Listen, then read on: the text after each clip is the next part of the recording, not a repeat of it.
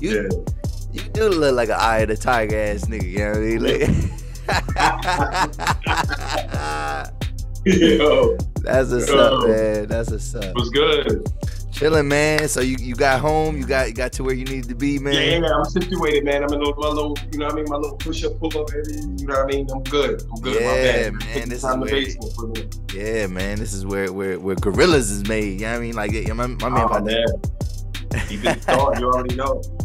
Don't let them what's thoughts up. haunt you. Work them out. Right? Oh, talk heavy, Man. man. Talk heavy, man. So, all right, let's get started, man. All right. Hey, yo, man, welcome to the 280 Plus podcast. I'm your host, Slows Def. And before I introduce my guests, man, I just like to thank the audience, man, for the viewership, for the listenership. And, you know, I appreciate your support. And if you want to go a step further with that support, I mean, I need you to hit the like button. I need you to hit that subscribe button. And you know, comment, man. Chime into the conversation. We're live every Wednesday at 7 p.m. All right, the 280 Plus podcast every Wednesday, and then those episodes drop on Spotify and Apple Podcasts. So tap in with us, man. Yo, we gotta get the numbers up for this one, man. You know what I mean? Because I got a real special guest, man, tonight. Yo, brother, introduce yourself, fam. What's up, man? It's the icon, BJ Walker. Mr. Yeah. Table 3, I don't know. What's up, man? I'm chilling with my boy Los. Like, we just kicking it tonight. Yeah, man, we kicking it tonight, you know what I'm saying? Right. My guy is he's an athlete, you know what I mean? But not your typical athlete, man. We gonna get into all that, whatever. But we gonna chop it up for a little bit, man, you know. He's a Parkway representative, you know what I'm saying? You know, we from a small town, you know what I mean, York, Pennsylvania. And it's, you know, not even on some gang stuff, no hood stuff, whatever. We just, you know, the city is divided, you know what I mean, in different little quadrants, and this is a small town. And you know, he's from an area called Parkway, you know what I mean? And it's known for the, you know, Parkway projects, whatever, you know what I mean? So tell us, yo, just a little bit, man, a little bit of background, man. What makes growing up out Parkway a little different than growing up on any other side of town, man? Man, it's wild because I feel like, first and foremost, let me just say, you know what I mean? We talked about this, you know, before the camera was on, but like everybody got a connection. You know what I mean? As far as everybody got a connection to some hood, family, auntie, cousin, whatever, when it comes to York. You know what I mean? But growing up out Parkway, it was being all the way buck. We keeping it a buck tonight. Yeah, you know, yeah. some York, whatever. You know what I mean? It's definitely like you felt the outside, but it was love at the same time. Okay. Like you felt like an outsider, but it was love at the same time. You know what I mean? And it just made you. I don't know how to explain it. It just did something. You know what I mean? Yeah. You know what I mean? And it's just like, I don't know. We had to like go in town to kick Okay. it. Okay. I don't think I realized that. Like, cause y'all is kind of like on the out. It does feel like. And it was just like a little bit deeper. Like the East was big, so there's a lot of people out there. West was big. And, you know, the South, you had the jungle and all this and that. So like every other hood other than, you know, what was Parkway, the projects, Jiminitas, Parkway Boulevard. Yeah. Wasn't big compared to the other hoods, and it's like, you know, you got to cross the bridge a little bit. So it was like a little like outside. It was always like a little outside vibe, but when I got around the right energy, it was always good. Okay. So where does like just on some York stuff, like where does Parkway like cut off at? Like where does it start? I mean, I don't know. Everybody got their own opinion. Okay. This is what I feel. I feel like this. I feel like once you get to the bridge by York Academy. Yep. Once you get out, I mean, like between Farker Park and you know what I mean, all that. Okay. I feel like from Newberry. I say Quannas Lake, inside Quannas Lake. Okay. Jiminitas. Okay. York Highfield. Okay. Yeah. And then like York Academy, like that little. If we could draw a circle or okay. I feel like that's the way. I feel like that's Parkway. Right? That's the way. Okay. All right. Respect. You know what I mean? I don't know. Everybody debate their own. You know what I mean? Okay. This is like everybody used to debate this. That's your version. Yeah. That's what you remember Parkway being. Yeah. Yeah. Something like that. Like around that. You know Yeah. what I mean? I feel like Boys Club is Parkway, but I ain't gonna get into all that tonight. Oh no, You know what I well, mean? I did want to Boys talk Club about, I mean, Field, because you that's know, how, because I know my man BJ, my man Brad for a we tried long to time. impress some of the Boys Club, and yeah, you know, we ain't gonna shit on, you know. Well, you yeah, know. no, it's crazy because I mean, like that's how I first met you. I met you playing football. I mean, we played, Yeah. in our No doubt. city, we played. There was a foot, and it's crazy because youth football has grown tremendously in our area. Like Yes, it from has. when we was young, we played in the Central Penn League, and it was only three. It was three city teams. It was, if you lived out south, you know what I mean. You played for South York Warriors. You know what I'm saying. Mm-hmm. If you lived out on the East End, you played for the East End Bullfrogs. You know what I mean. Bullfrogs, And if you lived out west or out Parkway, you know what I mean, you play for you can play for BYC. Boys Club. Yeah, But right. here's the thing, though. Here's the thing. So my mom, I mean, when I was a young boy, I was 8 years old. She signed me up. She ain't know about that, whatever. So she had means, transportation, whatever. So I lived out south, but she Right. signed me up for boys club football. You know what I mean? So it's crazy because I used to Your see. mom was a wise woman. First of all, let me just say that. Your mother was a wise woman for doing that. Yeah, shout out to my go. mom, man. Like shout out to your mom.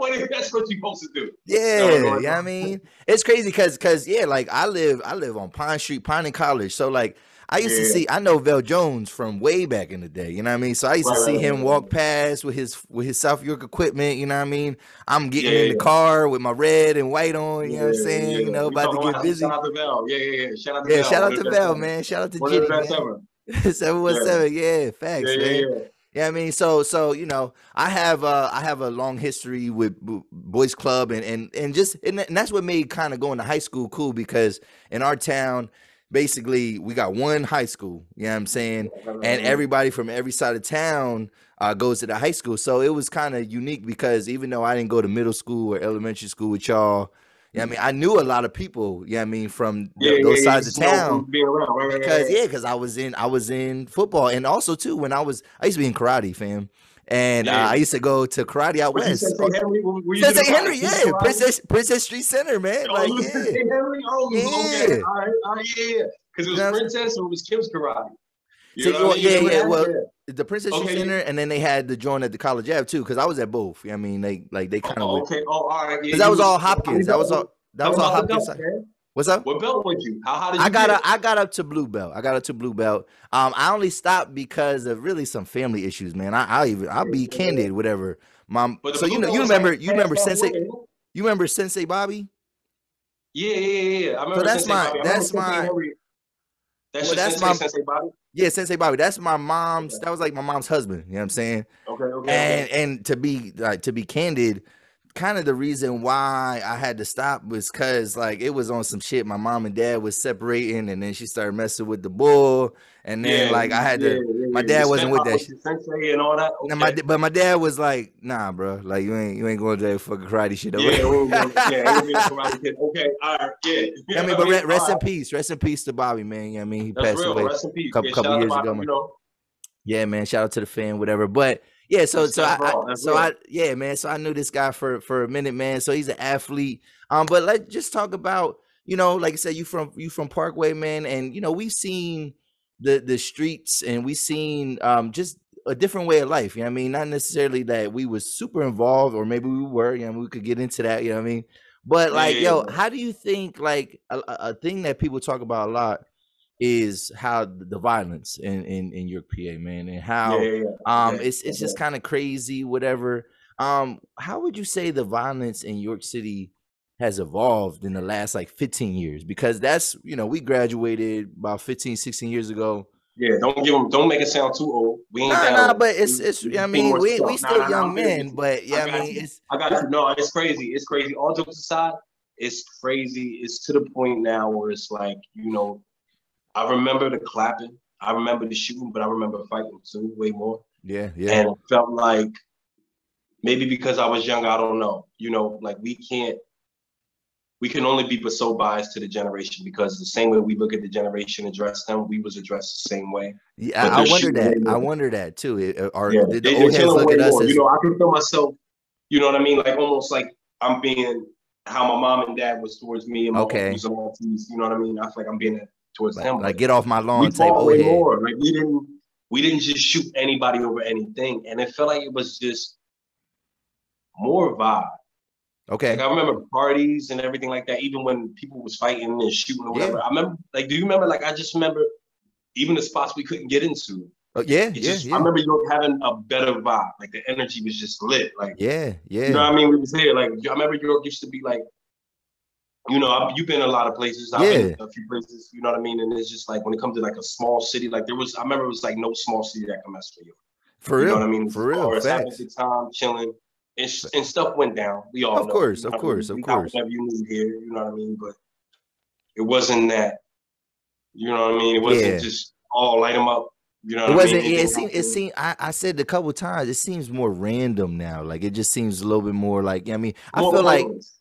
yeah, I what'd think you it's say? more pointless. You know, More pointless. we had our Oh. mishaps, but it's pointless now. Like, Well, you yeah, know what I mean? because I had DJ Cashmere on here, you know what I'm saying? And I know you probably Yeah, been to some of them Princess Street parties, some of them parties at the yeah. No, Union it's Square. crazy. Like, you Like know what I mean? Cashmere, shout out to Cashmere, man. We're gonna be shouting out a lot of people. Yeah. Cashmere actually, when I was doing the comedy thing, I was doing the comedy thing for like a year I and didn't a know you half. did comedy, bro. Yeah, and I was, you know what? I was actually all What? right. You know, I was all right. It was a good vibe. You know what I You mean? are a funny dude. You are a funny guy. You know Like, what I mean? But yeah. Cashmere, yeah, he is. So Cashmere, you know, at this time, Cashmere's he's on his 1-2, and he still is. Don't get me wrong, Oh but yeah, he's on his definitely. 1-2. So you know, he's trying to DJ everywhere Yep. right? So the Harrisburg 2 to 5 is popping or whatever, and Yeah. he needs another act. But in the midst of Cashmere needing another act, he needs his hype man or whatever, like basically his host. So he has an act and a host cancel on him. Oh He hits shit. me. So Cashmere, shout out to Cashmere for this. He hits me. Oh Like, yo, shit. This what is you an doing? exclusive story right here, man. Yeah, and I was like back and forth between it. Like it was just some crazy stuff going on. I was playing around in Ohio. We ain't gonna get all that. But Yeah. Cashmere hits me. I happen to be in PA. I'm in PA. You know what I mean? And we got on the highway. We shot the PA for long story. You know what I mean? But Cashmere hits me like, yo, what you doing? Da, da, da, da, da. And it's like Saturday morning, and he books me. And I came in there, I did that hate man thing, and it was dope. Yeah, And he yeah. booked me like he booked me like I think it was like a month straight after that. So his man came back, but we was like Cashmere. We went out there to 2 to 5. You know, it was a good vibe. Yeah, yeah. Ladies was out there, they was turned. You know what I mean? And Yeah, it was like yeah, yeah. when I came to know the backstory of it, like how he just was putting that together just so he could get his DJ spot. I Yep, had to yep. respect it. You know, this is YC. Let Yeah. me put another YC dude on.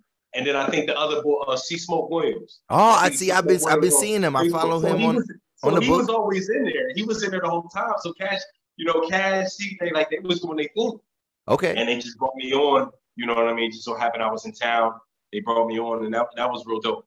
That was real Respect. dope. Like, yeah. So Cash, man, I think I seen him the other day. You know, he always doing this thing. He DJing somewhere around here. You know, Yeah, yeah. yeah. He Definitely. Yeah, I definitely mean, definitely. yeah, the And way he we put it together, this, you know. yeah. And we just You know. just talking about that, just in the sense of what you was even saying too. You said we fought more or whatever. Yeah, like I felt like there was a little bit of more like a big word like diplomacy. You know what I mean? Like you didn't just go out of line and just, you know what I mean, unless it was a direct issue, you know what I mean?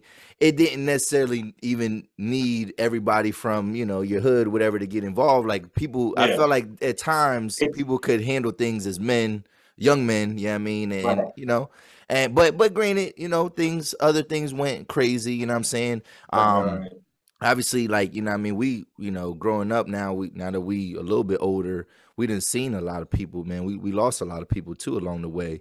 And you know, I think it's crazy now because the violence that I see, to be honest, I'm not connected as I was, you know what I mean, back in the day, because I think from like 2006 to 2009, you know what I mean, it was a lot of death of like people under age of 25. That was like the beginning. And it's crazy that you say that, like that 2006 to 2009 period, it was like the beginning of, it's going to be a lot more after this. Like, we're just getting started. Yeah, you know man. what I mean? As far as the funerals and people we lost. Yeah. And that's like no exaggeration. Like, you went through it too. We both, you know what I mean? Yep. Just, York is so small and so big. Yeah. Spirit. Yeah. And you don't really know how much you miss somebody or give a damn about somebody in general until they're gone. It should be like, you feel me? But going back, like what you said about the gun violence, whatever, like, it's weird. I don't want to get too crazy sentimental, like weird everybody out. Nah, it's yeah. There's so much. It's not just clear cut that these young boys is out here shooting each other and this, that, and the third. Like, it's sort of on us too. You feel me? Like, it's a mixture of a lot of things, but like, so do you think like these young people are carrying over beefs that maybe started a long time ago? No, we planted the seeds. I feel like we had the seeds planted to us. That seed grew into, and it started blooming. Instead of it being a flower, it grew into, you know, a tree stalk, a weapon. Yeah. I don't know. I can't think of nothing opposite. Whatever, it's a thorn bush. Don't be a flower, be a thorn bush. I guess I don't know. But it was just like, it gets so deep, bro. Because I feel like it's on our generation. Like, I feel like this is the fun, moral generation. Talking about me and you and others a little bit older, a little bit younger. Yeah.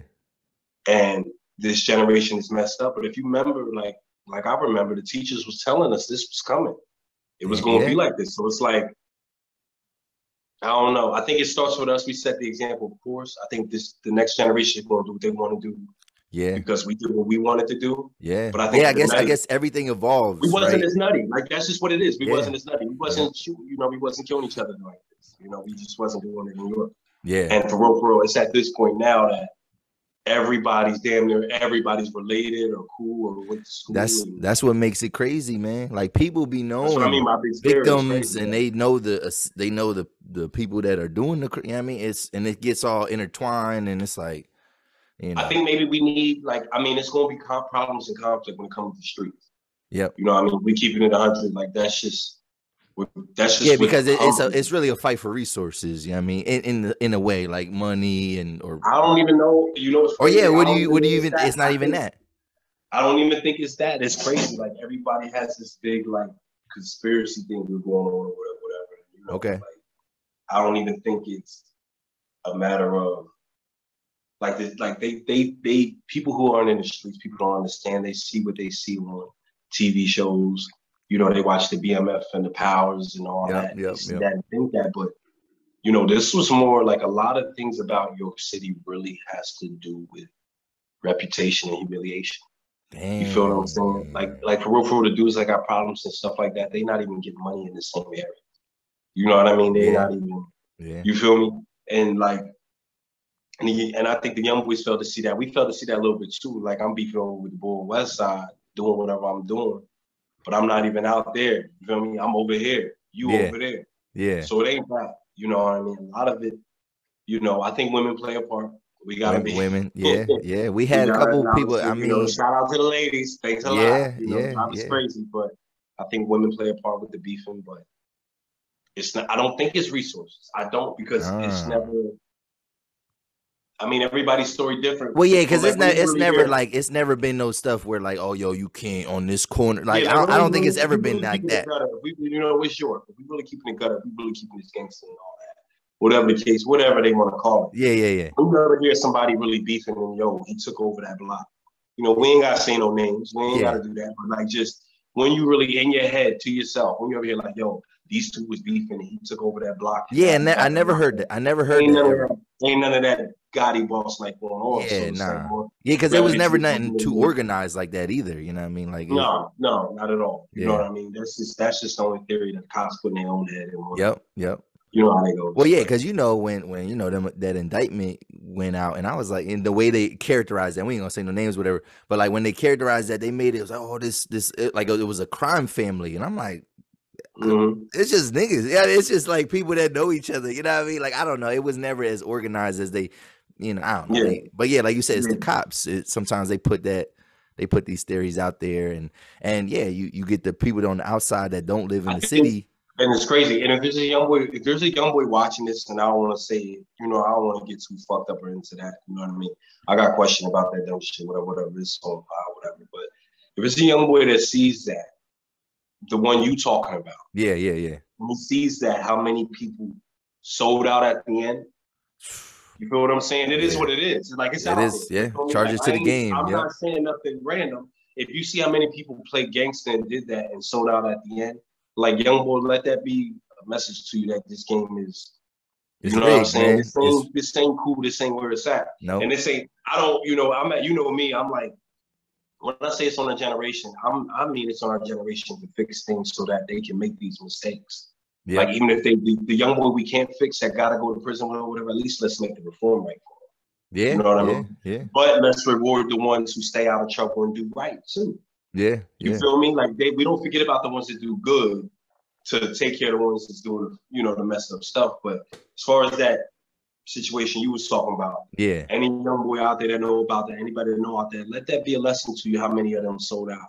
And how many of them we grew up with when we was around and they was tough and they And was they just was as solid, yeah. Like a lot of people was and they solid. was solid. They was when they out here, they was super gangster. And then they got in there and they got behind that wall and they seen, you know what I mean? This is real. This is the other part that come with it. Yeah. You know, they gave up their right hand. So, some of them we didn't think was gonna say nothing, gave up everybody. Yeah. You know what I'm saying? It's the game. So, yeah, it's a sad part of the game. That's the. So like I don't even know what to tell these young boys. I'm like telling them.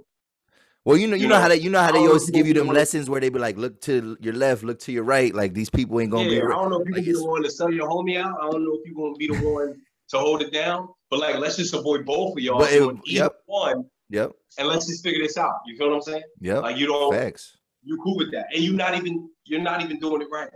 Like if you do it, you can't be worse. I was terrible at it, so if you're doing worse than me, you know what I mean?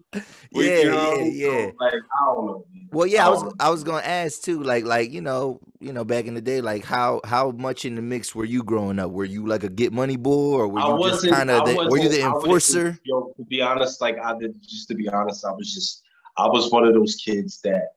You know, I'm not gonna say silver spoon, but you know, I was never hungry. You know, my yeah. You know, even my grandmother that I was going to in the projects, I never starved in that house. You know what I mean? She you know, but I just one of the people that I was in the neighborhood, and even though I didn't have nothing to worry about, even though I didn't have to worry about eating the sneakers and where my next meal and all that, you know what I mean, place to stay and all that, I still wanted to be in the mix.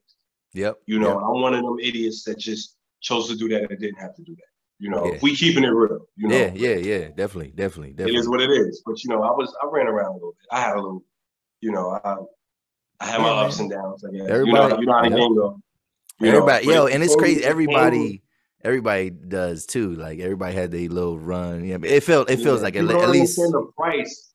I don't think people factor in the full price. Okay. The whole price. You know what I mean? I like from my little run coming off the porch, like trying to be whatever I thought I was trying to be, which was a figment of my imagination. I spent more time suffering for it than enjoying it.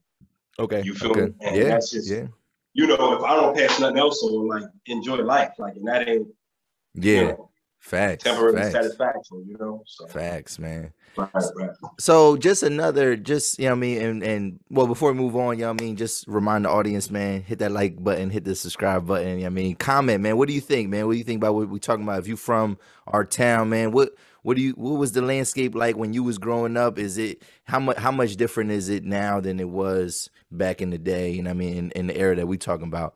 But let's keep this conversation going, man. So, you know, another thing just about growing up, whatever, you know what I mean? And it's just a fact of life is that we end up having kids, man. And like, you know, sometimes we making these decisions and we doing these things, but some of us was, you know, some of these young men and some of us were young fathers, you know what I mean? And growing up, whatever. So like, fam, you were a teen father, bro. Like, you know what I mean? You know what I mean? No, like I got lucky. I got lucky. Like, man. I am one of the few, you know, I'm one of the few, like, seriously, you know what? I'm not one of the few, I'm one of the many, but no, I got lucky. Like, my kids, if we being all the way above, my kids got a dope mother. Okay, facts. So, that's what's up. The fact that my kids had a dope mother, you know, I got kids to one girl, you know. Okay. How many kids do you have? How many kids do you have? I got three, and then I got my son, a fourth one, like that's mine too. You know? Oh yeah. Okay. I wake up in the morning, I got 4 kids. Okay. So, you know, but no, when we were young, my kid's mother, she was like so like the bar as far as maturity, she was so far ahead of me that she held a lot of stuff down and it made me better. Okay. Even made me appear better when I wasn't. You know what I mean? So like, you know, I'm trying to humble myself. You know, I don't think I was a bad guy, but she was the foundation for me to do that. You know what I mean? Any type of teen dad, any dad in general, like, you know, shout out to her, you know. Yeah. You know, that was all her work. You know what I mean? That's just like, Yeah. you got it. You know You what I got mean? that. Yeah, That's yeah. all So, you really did. man, yo, What that's you why doing? that's why we sell What's the that's why move? Mother's Yeah. Day is so big of a holiday, man. Because yeah, Yeah, the right, right, women right, hold right. it down, man. They definitely do. How old were you when you had your first kid? I had my first, it's wild. Okay, so we talk about the streets and all that. So I just called a gun charge going Damn, back February 2005. So I catch a gun charge February damn, 2005. that's junior year of high school, bro. Yeah, exactly. I had just got done the football season, and I got expelled from school actually. Yeah, because I don't remember. Yeah, because fam, I don't I got remember you. expelled from Did you school. walk with us? You didn't graduate with us, did you? Yeah, I did graduate with it. No, Okay, I did okay. graduate. Hold on, I did make it. I made it. All I right, all made right. it. So junior year, it's a crazy because you know what? Shout out to the people that want to see me succeed. Like, let me just say that. Shout out to them, man. I owe y'all such a huge thank you for the huge. I'm sorry because how it turned out, but yo, so you know what I mean. So it's February 2005. I catch a gun charge, right? Damn. I need to be this. I got everything to prove. I'm proud of, you know. And so I go into juvenile. I'm 17. I just turned 17. I go into juvenile, and they try to send me to a place called Glen Mills. I don't know if you know about Glen My Mills. dad, Glen my Mills, dad, my dad went to Glen Mills, bro. He said they yeah, used to Glen fuck, Mills. yo, and they caught It's cases. a, They used to beat kids up in there. yeah, Like, it's jail college. It's college jail. oh You know what I'm saying? You're oh gonna learn. wow. You can play sports. You can do all that, but behind closed scenes, we get you right. Oh So I wow. can either go to Glen Mills for 14 months, or I can go to this place called Summit Academy, which is right outside of about an hour outside of Pittsburgh, for 6 months. Okay. 7, including the month that I had to sit there and they figure out where they're going to send me. Yeah. Because like the Supermax and all that, my shout out to my mom, of course. She wanted me, when it was out of her hands, she at least wanted me to be somewhere where it wasn't a jail environment. Okay. You know, shout out to my mom, still looking out for me when I was a bad kid. Yeah. But shout out to her. So I went to Summit Academy, and I get there for 6 months, and I'm doing great. I'm playing football. I'm doing my thing. And so I'm supposed to get out, like, it's 6 to 12 months. If you do the 12, you got bad behavior. I'm going to go behavior. I got one fight, didn't get caught for it, whatever. Okay. 6 months comes up, and I'm doing great. I'm doing great in football. Okay. And with my grades and all that, like, I'm killing it to the point that when I go back to your car, you know what I mean? Like, I only need a couple credits, but nice. It was October 5th. I had a home pass, and I stayed October 5th. I didn't go back because I had already finished the program. And she had the baby October 12th. My first son, Amaj, she had him October 12th, and we got to finish in the program. Wow. And that was crazy. You know, that was like, I see my son born, and, you know, she was writing me, you know, talking to me. You know, that was just a different like, just in the nick of time. That's crazy. I was still, like, in, no matter how bad I was doing it, I was still kind of living the Disney life. You know what I mean? Okay. Like, you know what I mean? We were still like Aladdin, whole new world. You know what I mean? So, you know, it was like, she's dope. She's dope for that. Like, she'll always be my friend for that. But, that's what's up, man. Yeah, she was sending me pictures, you know, writing me, telling me about how the pregnancy was going, and then to come home and see her have my son in those 17. I was like, yeah. Yo, bro, I don't know if we cousin, but I say I bitched up. Yeah. Nah, you good. It was wild. It was wild, but that's an experience, not like none other, man. That's crazy, man. So you know, think about, you know, I mean, obviously, like, you know, your son is now how old? Like, my son is 16 now. He's actually, it's crazy. He's getting on a flight at 5 a.m. Wow. Oh, okay. Nice. Yeah. I gotta give him some money. Okay. After we end this, we gotta cash a check after we end this. Okay. No, he's getting on a plane at 5 a.m. 16. Great kid. Yeah. You know, he just, you know, once he finds himself, he's gone. You know what I mean? Like, he's gonna be fine. You know. Yeah. So what advice do you give to your son, or can you give to your son? So, like, because not saying, I mean, he probably turned out fine, whatever, but obviously you probably know it probably, no, everybody struggles. You know, what advice can you give so he doesn't repeat that cycle? Because you probably don't necessarily want him to be a teen father, right? Like, right. No. As far as that, I'm very raw with it. Like, I'm when it comes to like sex and stuff like that, he's a boy. I remember how I was a horny rabbit. You know what I mean? I was a nut. I keep it raw with that. You know what I mean? It doesn't get too intellectual with the sex stuff because it's just like, yo, just do this, yo, like just wrap it up or whatever. But Yeah. he's been telling, he got a little girlfriend, whatever. I don't mean to kill the swag. I don't know what he's doing out there, but you know what I mean? He think he think he a rock star now, but he's been chilling with a little homegirl, and you know that's when I'll be worried because they get too close. But he's been real responsible. He's been doing real well with that. But as far as like that, the sex thing, we keep it raw. We get, you know, kind of nitty gritty. That's me and him behind closed doors. Of course. Yeah. As far as him growing into a young man, I just try to tell him he's at that age now where like him and his older brother, they're at the age now, like they're not like the other two. Like the other two still go for pizza and we might can pop up at Chuck E. Cheese or go bowling. Or, when my daughter, she's out of the Chuck E. Cheese stage, but we can still link up. Yo, I got time like tomorrow after I get off work. Yo, what y'all doing? You know, we'll go to a bowling alley or something. Whereas them, you know, they got more of a lives. You know, they got practice and girlfriend in school, and they just want to hang with the boys. So I try to just send them little text messages or just call them and just you give a little message as far as, you know, you make your own decisions. You in your own room. No matter how bad you mess up, you know, you got to keep moving forward. You know what I mean? Because I feel like those are just things you can take with you. Yeah, you know no matter what situation, when it looks bad, you keep going. Yeah. You know, when you down and out, keep your head up. You know, if you can remember that from me. Yeah. Anything, because the rest is on you to figure it out. Like he has the brain to figure it out from there. Okay. It's on him not to give up. You know, whatever he wants to do. Okay.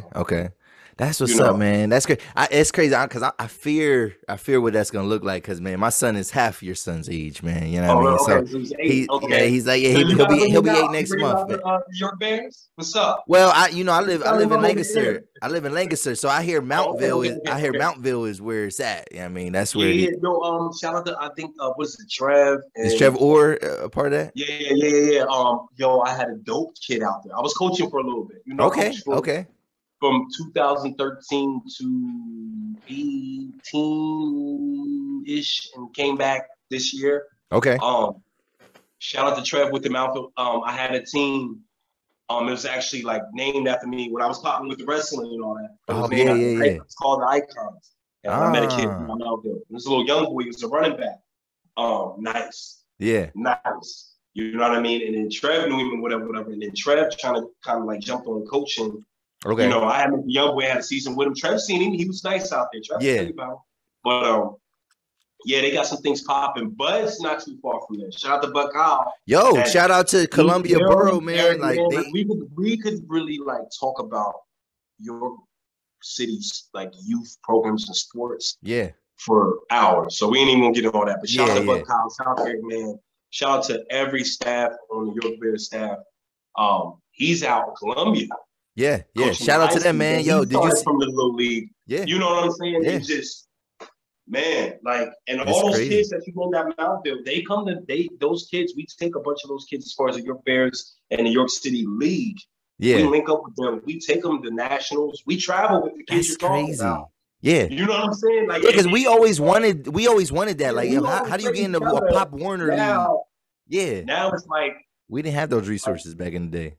Yeah, and it's better for the kids. That's what's up, man. If any parents paying attention to this and listening to this, I'm telling you, as someone who grew up in York, there are other places they are taking their kids from a program and they are putting them in early and they're doing this. And even if your kid doesn't go to the NFL, because not many kids do. Yep. The character building. The character building. Yep. If every kid between the ages of 5 and 18 were doing something productive after school. Yep. Even if it's with their, they're a little bit older, even if they're spending time with their love interest, if they're doing something productive after school and have something to occupy their time and it's something they enjoy. Yep.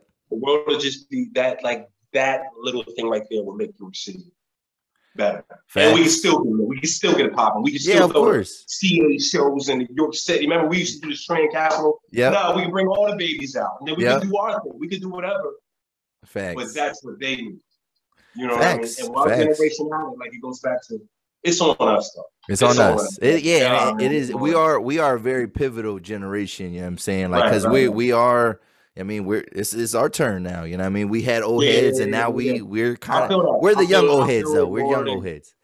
Yeah, I feel it a lot, man. And it's just like I had like it's crazy.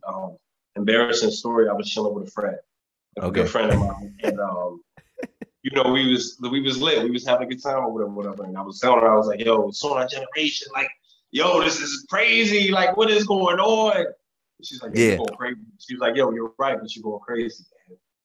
I just try to be as authentic as possible. Yep, facts. I'm gonna try to be as authentic as possible. To the point when you go to dig up dirt on me, there ain't nothing to hide. Yeah. You know what I mean? Because then you can, you know, it starts with you. You got to take care of you first. But Yep. Crazy out there, man. It's crazy. It is crazy. It's so much potential on one side and so much downfall on the other. Mm-hmm. You know what I mean? And it's like, I don't know. I look at York and it's like I'm looking in the mirror. Yeah. I'm the same. I got so much upside and so much downfall. And I got to, you know, control myself. And like, I can relate to my town because my town is informing me. But, you know. That's good. We starting with the podcast, you know, you getting it popping. Yeah, man. The history too. That's part of the podcast too, man. Just letting people know, man, what's going on. We came so far, like I don't know. Definitely. You know, it's a lot. You know, like we got some stuff going on. You know what I mean? Like we just got a little bit more growing to do as far as people go in York, but we got a lot going on. You know, definitely do. It's got the Train Boo, you coming to the Train Boo? You doing a podcast? I'm trying to. Like, there's a summer job thing. I might have to. I don't know, but the plans are to do the Train Boo. What's up? You gotta take it. We're watching, baby. We're watching now. Come on. I know. I do have something going on April 2nd, man, at the Plex. You heard about this new place called the Plex? Scholars.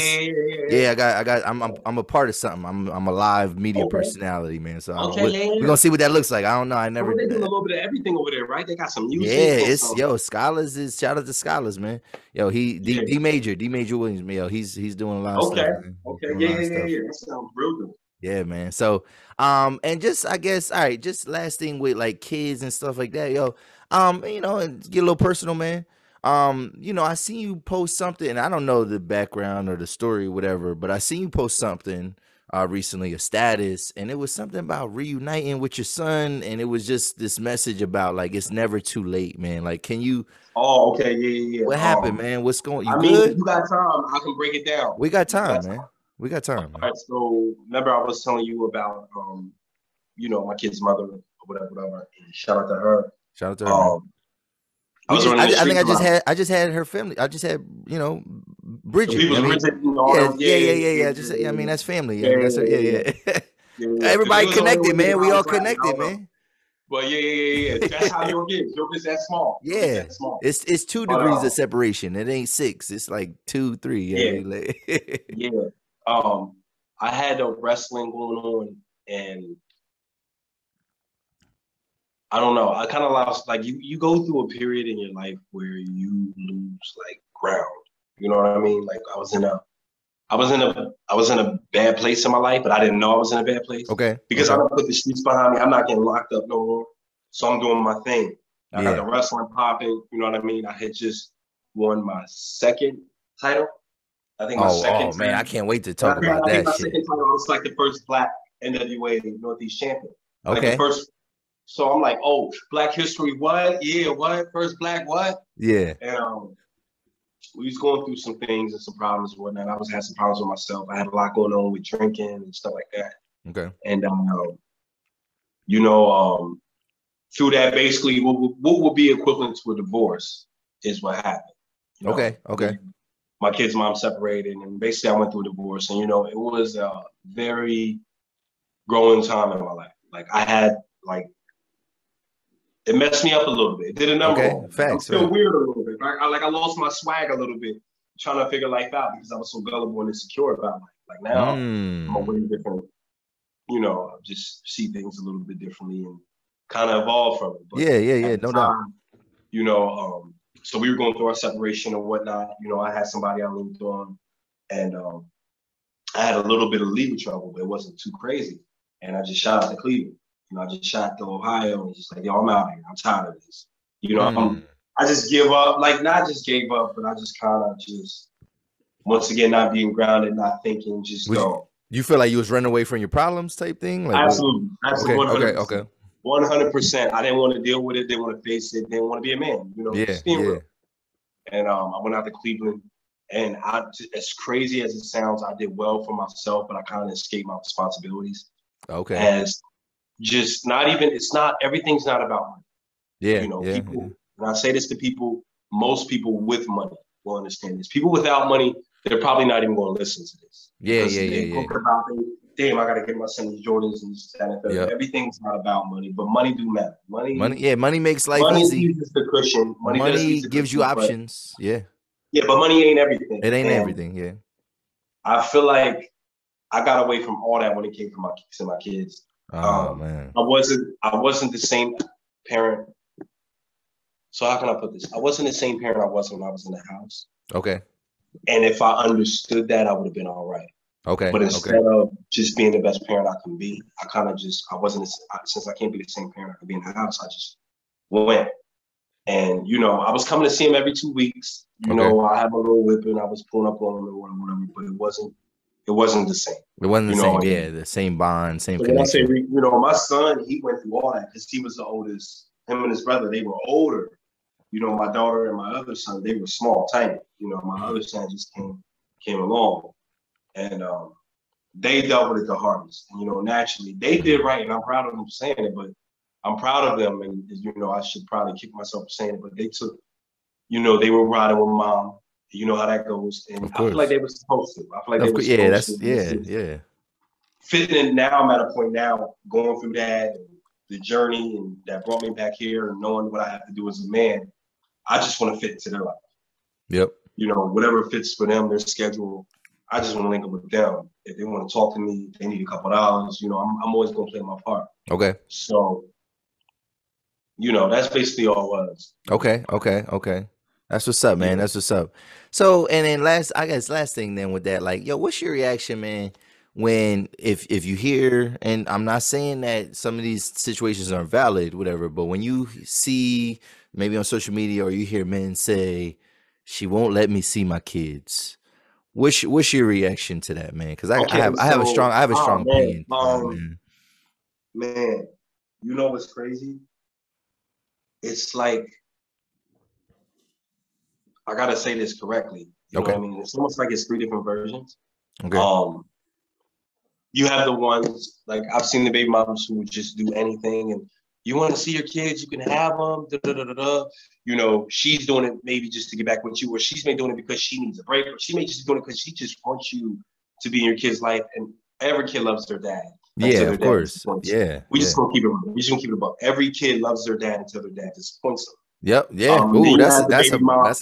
That's a bar. Yeah. And then you have, you know, the kid's mother who's, you know, and I feel like I kind of went through this.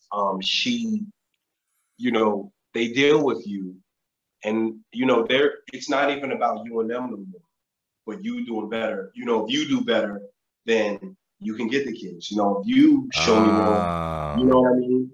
And it's like, every situation is different. You can't pinpoint situation, because then I've seen situations where the female will go with another guy or another girl in some cases, and will just cut old boy off because I don't want to be around old boy because we got too much history with her. Or old boy's wilding, not letting her move on with her life and can't keep it about the kids. Yeah. You know what I mean? Then you have the baby mom that just shut it all down because, you know, you might have not played your part, you might have hurt me too much, or you just, here's the thing that we got to understand as fathers, like, no matter what we go through with the mother, when it comes to the kids, we can't break our promises.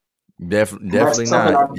I try to get out of. Now that we got to keep our promises, no matter what the situation is. If you keep your promise to your kid, if you keep your kid believing in you, if you keep delivering for your kid any way, shape, or form, even when you can't see them, they still give them that call, that video chat, that couple dollars that you got. They still remember it and feel it, even if it's late. Yeah. You know what I mean? Like, I tell my son to keep moving forward all the time, but he don't know how many mistakes I've made with him. Yeah. You know what I mean? So, you know, it's like that, but every situation is different. You know, every situation is different. See, and that's another thing. I've always seen it one way. Okay. You know what I mean? But I've seen a lot of people have kids in a toxic relationship. Yeah. And when you got that toxic relationship, and I'm not saying every relationship is toxic. I've seen some responsible. I've seen some co-parenting with people who can't stand each other. When it comes to them kids, they deliver. Yeah. I'm not speaking to everybody. I'm just speaking through own experiences and stuff like that. Like, Yeah. I went through a toxic relationship, not so much my kid's mother, but just me in the toxic place. Okay. And you know, your relationship with that woman when you're toxic, relationship with your kid's mother, relationship with your kids, you got to be in control of all that, man. But if you always, no matter how bad you mess up, you always keep right with them kids. Yeah. The kids are always gonna love you. You feel what I mean? Like, I'm not telling dudes to like, yo, go mess up and make sure your kids is good, but stuff's gonna happen. But always keep them in mind, man. You know, let them know. Just tell them you love them. Make sure you do love them. Well, you know? I ain't gonna lie, man. I have a bias, man. When I hear that statement, because and like I said, like you even said, I know every situation is different, man. But like when it comes to your children, man, especially as fathers, man, you can't repeat certain cycles. You know what I mean? 'Cause especially like maybe you didn't have like that father figure in your life. You know what I mean? No, it's crazy because I actually did. My dad is. It's weird. My dad was my dad and my mother were together. Okay. And then they got divorced. In the midst of that, my dad, you know, he was a bodybuilder and a wrestler. Like, that's one of the reasons why I became a wrestler. That's fine. He had, if I had that man's, I want to say temperament, maybe not even so much, like, you know what I mean? Like, my relationship with my dad was never like bad. You know what I mean? I had like that man in like his time in my life, like he's taught me so much, and I don't feel like he did bad by me. Me, you know, all my brothers, I just feel like he didn't do bad by me. So no, but like, I'm one of the lucky ones. You know, he taught me, you know, he turned me into a gentleman. You know, when I'm, don't forget it. You know. But, you know. Nah, but what I was getting at though is just in the sense of like, you know, you can't repeat maybe certain cycles, whatever, but like you cannot let anything, I think. I mean, even if a woman is being, maybe she is giving you some backlash, maybe it is a little bit toxic. You got to put your foot down as a father and make that declaration like, yo, I'm gonna be in my kid's life. Yeah, I mean, it's easier said than done, but bro, you're 100% right. Like, you gotta come in. That's what it is. That's what it is. Yeah, that's what you. Yeah, yo, I'm gonna see my son. I'm not gonna be a weekend dad. I'm gonna. You know what I mean, we're gonna make this work. Learn that late. As somebody who's not to cut you off, as somebody who learned that late. Yeah. It's easier said than done if you don't know that up front. Okay. So anybody paying attention, learn that up front. If you didn't know that, what my man Los is saying is 100. Yeah. You gotta come and solidify that and stick to that no matter what the situation is. Well, yeah. Or you're gonna make some mistakes you don't have to make. And to add to my bias though, and I think it's part of how I grew up, whatever. I had a situation where I lived with my dad like several years. I lived with my mom. Like, and when I was a teenager, I had a choice. You know what I mean? I was kind of going back and forth. Like, if I ain't like how shit was going, you know what I mean? Like, my parents gave me that autonomy to where it was like, yo, if I ain't like how shit was going, man, I'm going to live with my dad. Yo, I'm in the same boat. I moved with my pop in 9th grade, and then I came back. Yeah. Because 9th grade, you know how it is in high school. I went from 9th grade. Oh yeah, moms ain't letting you get no chicks in the crib, but dads might let you, or maybe not, or maybe the opposite. Dad had remarried, and when they be getting new women. But look, it's crazy because stepmom is dope, but stepmom's not with it either. Nah, I think dad would have let me slide if I'd have showed like a little bit more responsibility. Yeah, maybe here and there, but you know, stepmom wasn't with it, but she's dope. Like, when I say that's a second mother, bro, that's the second mother. My brother, that's what's up. My brother Brandon will come and say the same exact thing. Yeah, that's my man. That's my guy, man. Yeah, Brandon, tell you, like, our stepmom is dope. Not is dope. But no, I went from I left 8th grade. You know what I mean? Not really in the mix, not really talking to girls and doing none of that. And then I hit 11. I moved with my dad, and then 11th grade hit, and I came back to York. Yeah, and I was in Marshall County, Tennessee, in Nashville. So I was moving around, but I wasn't. It wasn't the same speed as York. It just wasn't. Yeah. I came back to York, and I was, you know what I mean. And moms will always be that voice in my ear. Okay. But moms couldn't grasp me, like pull me back. My dad, like, it's crazy because, like, growing up, my dad would discipline me, but my dad, I had to do something. Whereas mom would check me right then and there. Okay. You feel me?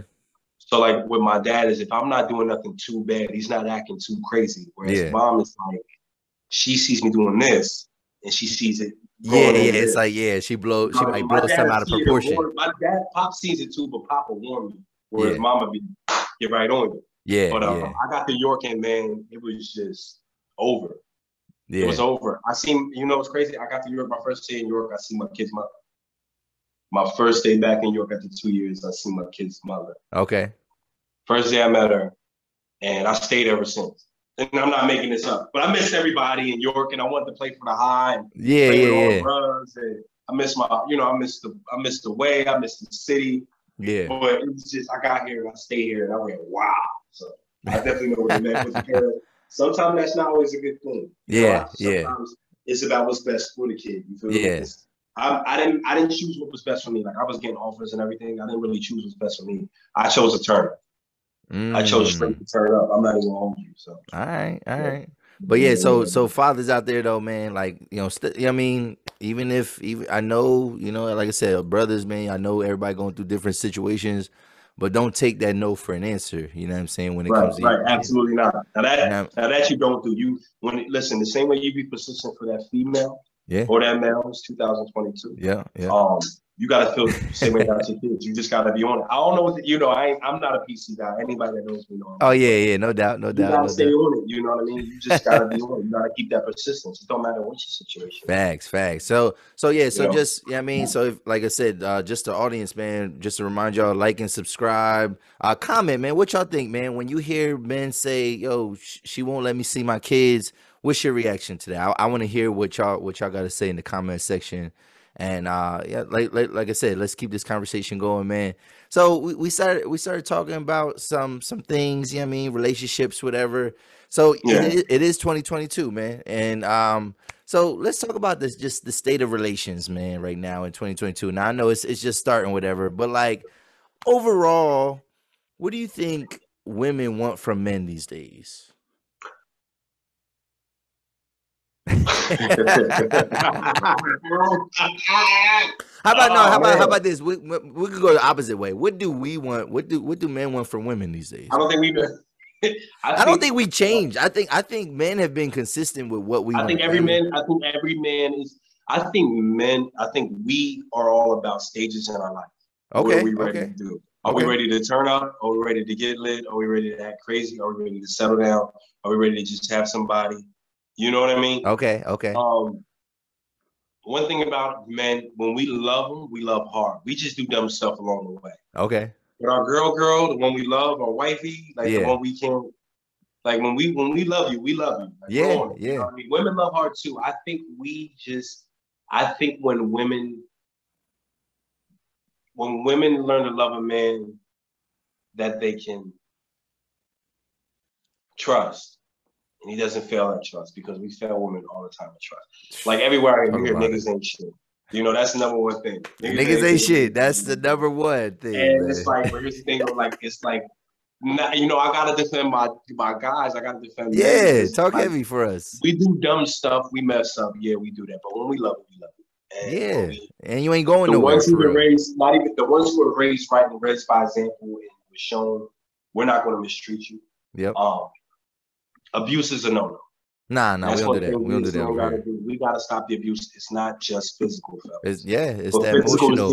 The gaslighting. Worse. Yeah. But that emotional hurts just as much, fellas. Yeah, man. And at the same time, ladies, if we're gonna stop hurting you, you gotta stop hurting us. Yeah. If y'all want equality, y'all gotta treat us. Y'all gotta treat us with a certain level of respect too. Yeah. We do some nut stuff, fellas. We gotta tap out of our insecurities. And I'm saying this as a man who was insecure. Like, I'm saying this as a guy who used to come on these podcasts and stuff like that and think I have to put on an act and be this, that, and the third. Fellas, we gotta let go of this insecurity. See, I wouldn't take you as being insecure, man, because I feel like you are comfortable in your own skin, like you always have been. You know what I mean? Like, you're insecure? Yeah, I mean, I was for a long time. I'm not saying I have my days when I'm like, you know, I don't know about that guy, but as far as me today, no. I'm kind of just like dealing with life and going for what I want. Okay. You know what I mean? Okay. Not so much, but there was a point in my life where I was insecure. There was a point in my life where I had doubts and I doubted myself. And you know what I mean? I was a little like, now it's like crazy because now it's like I don't see nobody. You know what I mean? Yeah. Like you, I mean, crazy because to get to that, I'm not a boss, but I'm getting to that boss level. Okay. To get to that, you gotta like dial in and just be like, you got to play chess, not checkers. Like, how am I going to use you? I don't care about your parents. I don't care what you have. I don't care what you got going on. You know, if you ain't got no reference or no relevance to me, I really don't care. And if you ain't hurting nobody or helping nobody around me, I don't care. Yeah, You know what I mean? that is boss talk. I like that. When I don't care, like when I say I don't care, I mean I don't care. If it's not a way in or if it's not a way out, I don't care. You know, and if we not kicking it, or if it's like me and you could see each other at balloons or something and just not have a clean schedule and we could talk like this. You know what I mean? Yeah. And just we didn't know that was going to happen, but we could talk like the same way. So I'm just like, it just took to a point where you got to be comfortable with yourself. You got to love yourself. You are who you are. Yeah. You know, and that's just where I'm trying to figure out where I'm at. But you know, I'm learning me. You know. Yeah. You know. So all right, so backtrack into what we was talking about. I didn't mean to sidetrack you, but I like that. No. We can ramble, bro. You know. Yeah, it's good. So yeah, we was talking about what do men want from women, women want from men. Yeah, that's the tough one. I think women want security, stability.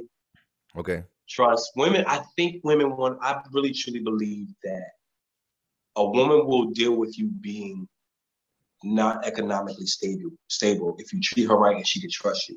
If you're not no grimy ass dude and you're a loving ass dude, like I don't think no woman wants a marshal. Okay. Like, and I tried it, fellas, I tried it. I tried the whole baby face 24/7. Ooh, come here. Not all day long, fellas. They don't want that all day long. Okay. They want to hear it now. You know, they want to. Is that like simp behavior? Is that what you're saying? Like that, just the over affection? Is that what you're talking about? Don't overbear them. Okay. Like you, like every woman is different. You find a balance. Find their balance. Find that woman's balance. But you treat them right first, and I think women have a hard time trusting men because they catch us with other women and doing the things we're doing and catch us with. It's some crazy stuff. Yeah. Well, yeah, because you know, us being men is crazy because like there is a double standard when it comes to that type of stuff, like right? Because I don't think I'm gonna forgive you, but like I do expect you. Yeah, I think we gotta figure out. I think another thing that those people forgive me. I believe it. Yeah, my bad, bro. My bad. I hear you. No, you good. I think we gotta eliminate labels. I think we gotta either address labels or eliminate labels. They gotta be one or the other. Like, if we like titles, you mean like relationship titles, like get rid of those things. What are you talking about? I think we don't have to say, "Hey, are we in a relationship today?" But I think to some degree, if we've been dealing with each other enough and we both feeling each other, I think to some degree it should be addressed if we're going to see other people. Yo, because I think that's where it gets construed and confused. I seen this TikTok, right, where this dude was saying like, and this man, he was just talking, he was like, yo, guys get turned off once you hit them with that question, like, what are we? Like we could be rocking and everything is good, whatever, but like once you hit them, we are stupid as hell. But once they hit us with that question, like, what are we? That's what triggers us into being like, see, and that's the thing. We was good, like what we was. Or I'm either joking it off. I'm either one or come on, friend. Like, don't play with me, friend. Like, what are you talking about? You know what I mean? So yeah. Okay. I think that's the biggest thing. I think with people is communication, and dudes got to be genuine. Like, fellas, we are in keep it real. Our backs. We just in a place where our backs against the wall right now. Okay. And I think the genuine dude to come through. I know the nice guys finish last and all that. And I get all that, and I heard all that and all that. But I think long run, if he was always a genuine dude, shorty gonna rock with you. You know what I'm saying? Okay. I mean, of course, you want you to get your stuff together. You gotta get your itch together. You gotta get it together. Yeah. Come on now, I mean, let's just keep it real. Like, if I'm talking to the fellas, you know, me and you, we talking fella stuff, you know, I ain't never been fly ever. I ain't never been no fly dude nothing, but don't no girl want to deal with a bum. You know what I'm saying? Like, she don't want no. Yo, shout out to you, man. You like I wouldn't say that. I don't have no reason to say that to you, but like my man was just like, I've never been a fly dude. I ain't never been somebody you gotta lock eyes on, nothing like that. But you know, like, I think every woman wants somebody to get themselves together. Okay. Your presentation, what you got going on in your life. And I think, like, you know, just with kids, if you have kids, how you are with your kids. I think women factor all that because you're going to be around theirs. Okay, yeah. So how you are with your kids, if you ain't like that with your own kids, how you going to be with mine? Yeah. You know what I'm saying? Yeah. I think women kind of like read the resume, whereas dudes be like, damn, she bad. You know what I mean? I want that. Yeah, that's all we think about. It's so visual. We don't really read the resume like that. We don't really care. Not for Especially if we real. got it. Like if we taking care of everything, we really don't care. You know what I'm Yeah. saying? Yeah. And they talk about that like and I don't know if you know, like there's a section of YouTube called the manosphere, and that's what they really talk about, just in the sense of like men, like especially men with resources and things like that. Like we don't care about this, your resume, this. It's just like, do you look good? You know what I mean? Yeah, And yeah, yeah. And we gotta stop that too. We got go ahead. can you like, are you cooperative? Can you get with our program? You know what I mean? And then Right. And it's we gonna wrong. be And we're wrong on some levels. We're wrong for that because I don't know too many. Like quick story. okay. I'm coming from work. I work over by Maple Donuts. I had a client, and I'm coming down the street, and I've been seeing dudes outside all day asking for change with the little penny cup out or whatever. Yeah. But I ain't seen that one female. And the thing is, where we mess up as dudes, we feel like you got to be cooperative and all that. 2022, we gonna have to let these women shine. They gonna shine regardless. Okay. But if we get on board, we gonna shine too. You feel what I'm saying? Okay. Like What you mean? every woman I've ever dealt with, kicked it with, spent time with, and it was always genuine, no hidden motive. They always leveled me up, from big to small. Like yeah. I feel like we as men, we become controlling, and it's like the sooner men and women, the sooner we start finding somebody and treating them like a teammate, sooner like shout out to the people who have real marriages. My marriages, partnerships, teammates. It's not about a dollar amount or or what you have or this amount. But when we start being that teammates, like my shorty, that's my teammate. That's when relationships are really pop. Okay. But I think a lot of, like you said, a lot of homes grow up without dad or whatever because it's a lot of like failed relationships, a lot of giving up, a lot of, you know what I mean? Yeah. So just the way you're talking, you don't mind if, are you saying you don't mind if like the woman is essentially like the breadwinner or the higher earner in the couple, like that don't threaten you at all, they don't bother you at all? Cause doesn't that take away from your provider role a little bit? It's not that it doesn't on some real genuine, it doesn't bother me. It's just that I want to hold my own. Okay. And I want to match you. I do want to be right there with you or above. Yeah. But it doesn't bother me as much as it makes me want to have my own. Because for real, one thing I can tell you about being in decent relationships with multiple people, one thing I tell you about a good woman, when you fall, times get hard, it's always nice to look over to your left or your right and you got somebody that's on your level or higher. Your plan A, your backup plan ain't working. Then when someone comes with a plan C and when it's the person you lay with every day, that's a different type of Bonnie and Clyde, let's get it type of riding. You feel what I'm saying? And when you got that, and that's what we as men, we messed that up. And we be having that. That's where I gotta get mad at dudes, but I did it too. And that's what we gotta fix it. But ladies, we gonna get better. Don't give up on us yet. Don't give up on us yet. Yeah, I agree with that. Like, just in the sense of like, nowadays, because women are, they bossed up a lot of times, whatever. And like I said, if you have some woman that you really love and you care for, whatever, maybe I'm not necessarily threatened, whatever. But yeah, maybe her doing well is gonna be the motivator for me to do even better. You know what I mean? Like if I'm doing well, whatever. And like you said, and with women, they in my experience, they definitely are willing to share though. No, I think it's just any woman, like when you get that trust or you get that understanding with them, and they really believe. Like one thing about women, they will deal with the dude. If you're not already established, they'll deal with the dude with potential. Okay. You know what I mean? It's just about, and they don't want to see you messed up. They don't. All right. Because remember, they got to bring around mommy and auntie and cousins and all that, and they don't want to bring they don't want to bring no nut through, so. No, but at the same time, some of them aunties and stuff like that, they might not have men either. Like they might be single old women too. So sometimes any man is an upgrade. I mean, for them, like, and because I think sometimes we get in that, it gets in that gray area where women then settle for any man that is loving on them. You know what I mean? I know people who do that a lot. One thing, if I ever get married, if I ever had the pleasure of walking down the aisle and getting married, I would rather get married for love or not get married at all. Okay. Me personally, like, people marry for different stuff and whatnot. But like you said, settle. I know a lot of people that settle. I would never marry someone I'm not with. I don't know how people do that. You know, that's on to each his own. It's your life. Yeah. I'm not with that. You know what I mean? Yeah. So one thing I was thinking too, just thinking about women, how much does like social media and like celebrity culture influence women's expectations of relationships? Because Oh, I feel like before you go, I feel like the yeah. music that they listen to, Mm-hmm. the celebrity relationships that they watch, whatever. Right, right, right. I think The memes, whatever. I feel like women put a lot of stock into that because they want a certain perception.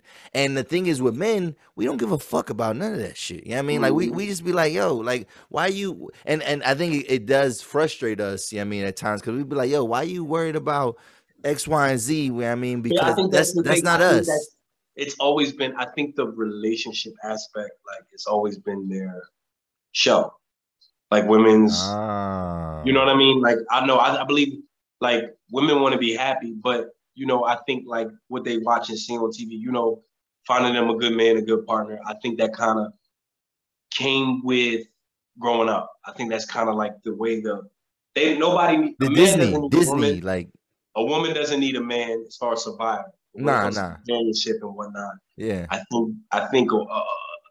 think women crave dope relationship, like a dope relationship, more than we do. Like we may see a shorty we want to wife up and be with, but I feel like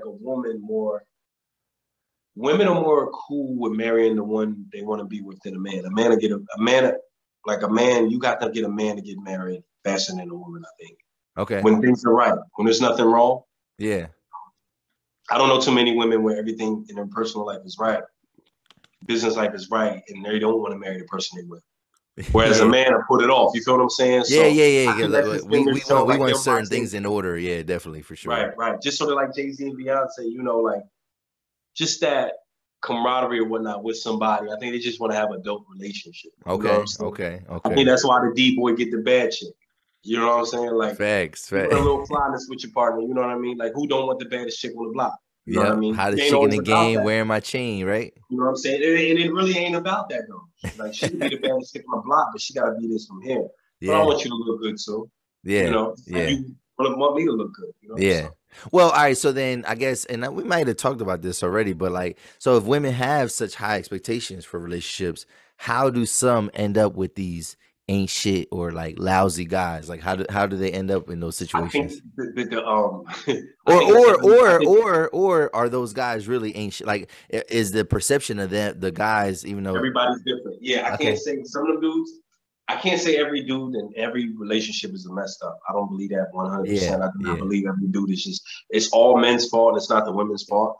I do think that the true test comes after that honeymoon stage. oh, okay, You feel okay, me? And I think a lot of people go so deep and believe so much in that honeymoon stage that they don't prepare themselves for the dark times and you know what I'm saying? And as far as dudes ain't being shit, like a lot of these dudes, um,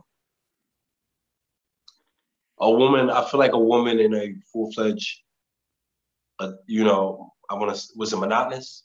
Is that the word? monogamous. Monotonous is like Monogamous. boring. I'll It's take like this. monogamous for 200, Alex. My bad. There you go. Um, Yo, so, but the I kids think call women me will Grammar fight more. Gangster. That's what they call me. Yeah, I think women will fight more in a monogamous relationship than a man will. I think a man will, he don't want to see with nobody else. We don't want to lose you, but I think we're more likely to kind of venture out, if you know what I mean. Yeah, yeah, yeah, So we're probably more likely to mess up, but it is what it is. yeah. I like it, man. I like it, man. Yo, Women are vicious though. Like, don't get me wrong. I can't beat fellas up all night because ladies are vicious. oh Ladies, let yeah. me just say, I don't approve of no dudes Never trust a whatsoever, big but butt and a y'all are vicious. smile. You know what I mean? Like that girl's poison, man. Like so Mm-hmm. They run the world, don't they? They what's run the up? world. They run, They run yeah, the world. that's what they say. I don't know, but they don't run my world. But I'm sick. Yeah, that's what's up. That's what's up. I'm trying to get them out of mine.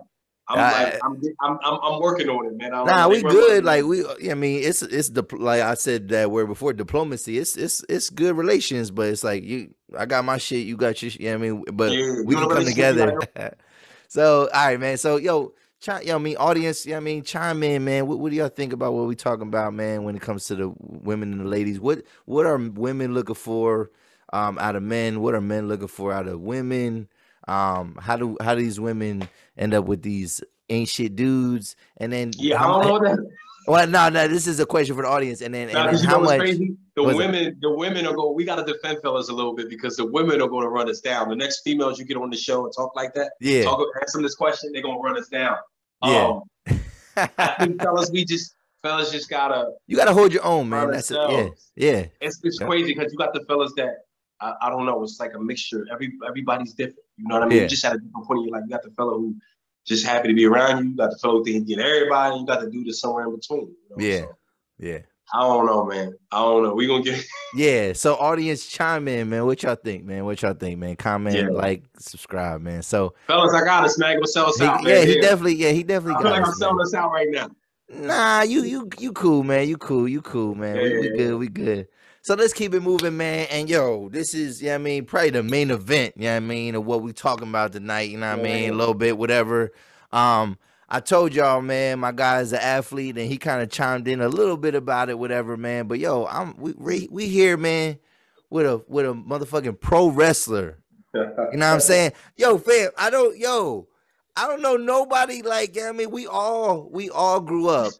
As young boys, we all grew up having these aspirations of maybe wanting to get in the ring. We all emulated, we all fake wrestled, whatever. You know what I mean, especially when we grew up, I think that's the best. I don't know, maybe I'm wrong, but that was the best era of wrestling. The dopest era we had it. Like, it's our generation. I feel like our generation had the best everything, including wrestling. But yeah.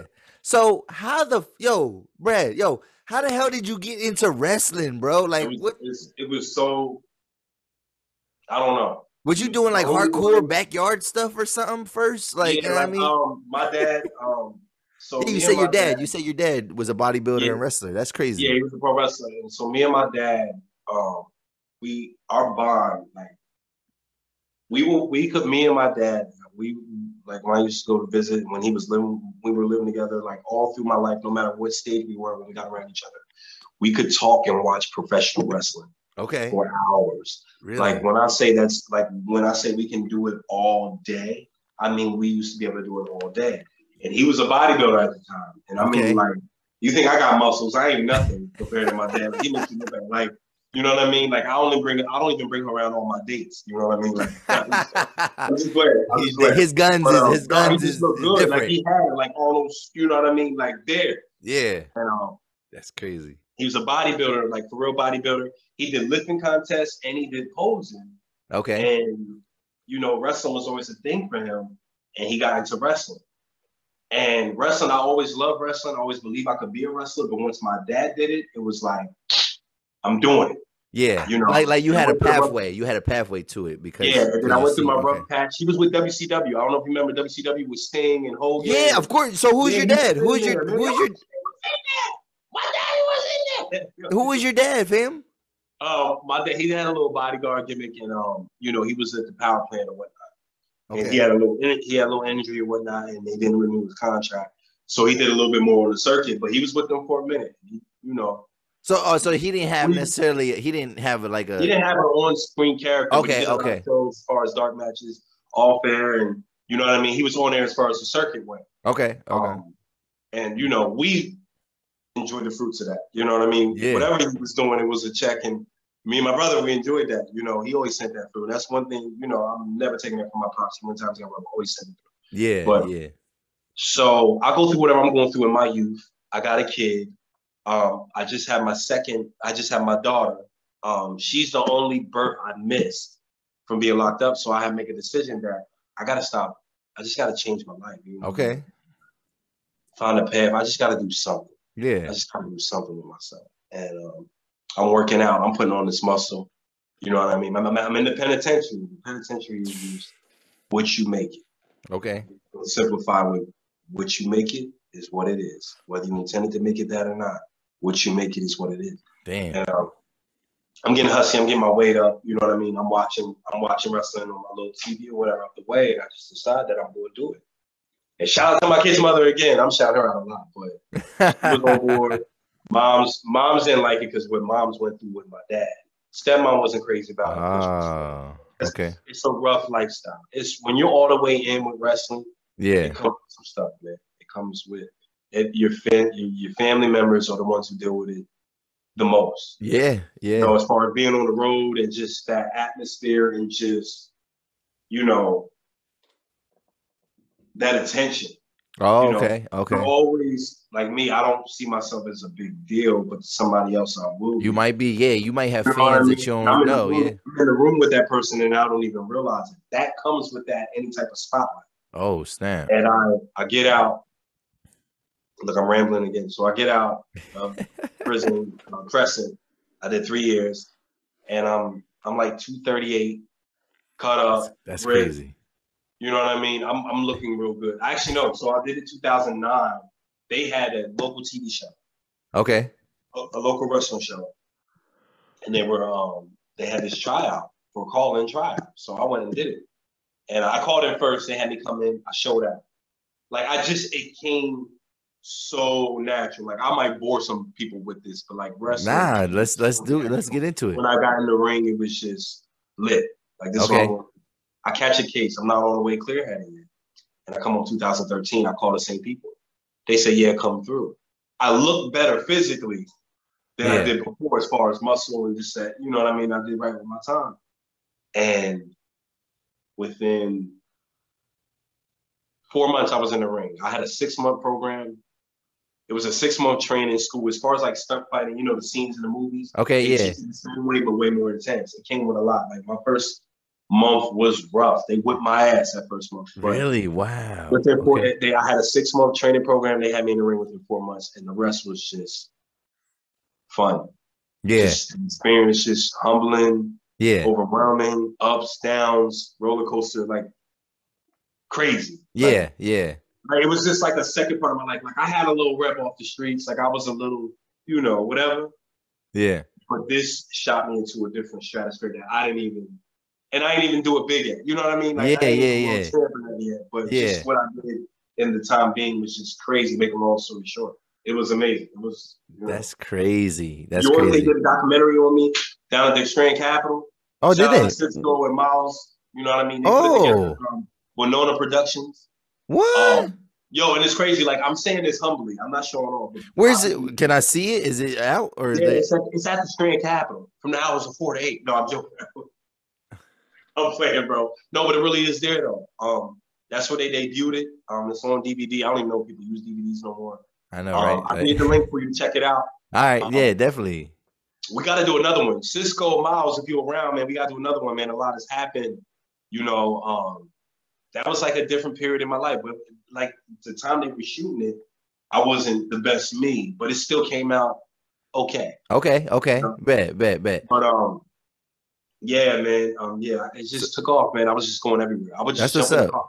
I had a Saturn that I bought. Oh wow, Saturn. And I was just ripping up and down the road, man. Like wherever I could get booked, I'm just wrestling, and went from that to to go from like watching to being in. And I always kind of watched The Rock, Shawn Michaels, Ric Flair. Always had that. I always wanted to get that little, that little bravado. That swag. Yeah. And yo, I got to be them. Being in the ring, it felt like I got to really be them. That's crazy, man. I can't get that back. Just the kid being an adult, like, yo, I'm heavyweight champion of New York. You know, and I just wish I would have enjoyed it more, but it's not over. So, yeah. All right. So just to give us some, our audience some background and stuff like that, and just to give some explanation, like, can you explain like the wrestling landscape? Like, what are the top organizations to be a part of these days? Like that have recognizable superstars? Because I know we all know WWE. Isn't there like AEW or something like that? AEW's popping. AEW's lit right now. AEW, they're doing. Isn't there a third big one? There's plenty. There's Impact, but one that a lot of people sleep on. To you, young, I don't know if any wrestlers will check this out, but you can't never doubt it. Humble yourself. New Japan, that's the real deal. I feel like you're not a true worker if you don't go there and succeed. But New Japan has always been lit. Okay, like, it's WWE, it's AEW, but New Japan. When you come to that, as far as America goes, you got Impact, you got NWA, and then you can kind of make your own buzz you can make your own buzz now without a major company behind you. But the major company is off to the races. Okay. It's way harder without the major company than with the major company. Okay. But it is possible. But one place that a lot of people sleep on, nobody talks about, is New Japan. New Japan. And they're the real deal. They're the real deal, real talented. Because, you know, everybody talks about WWE. Like, it's nothing like WrestleMania. I'm actually, it's crazy. As far as WWE goes, I'm actually supposed to shoot down to Dallas then to March for the WrestleMania week. Okay. Yeah, I'm doing some stuff down there.